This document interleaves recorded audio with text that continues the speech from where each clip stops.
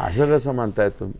आणि आणि काय आहे, जर कोणी काही जरी बोलत असलं तरी मराठवाड्यापुरतं जरांगे पाटलांनी ज्या दिवशी सगळ्यांनाच अर्ज काढून घ्या आणि ज्याला जिकडं मतदान करायचं तिकडं मतदान करा म्हणल्यामुळेच बऱ्याच जणांनी सुस्कारा सोडला, माझ्यासहित सर्वांनी, असं मी म्हणतो.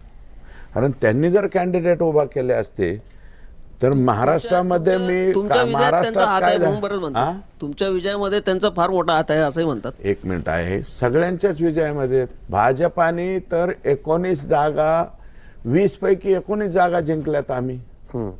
20 पैकी 19 जर पाटलांनी कॅन्डिडेट उभे केले असते तर यातल्या 100% काही ना काही जागा कमी झाल्या असत्या. एखाद्या वेळेस मी सुद्धा कमी झालो. त्याच्यामध्ये कसं आहे ना, जरांगेंचा कारण पाटलांनी उमेदवार उभा केला असता, आम्ही मराठा, त्यांचा कॅन्डिडेट ओपन मराठा असता तर 100% कोणाचा कॅन्डिडेट पराभूत होणार. जरांगेंचा सगळा रोष फडणवीसांवरती असतो ना, की ते आता कुठे संतोष देशमुख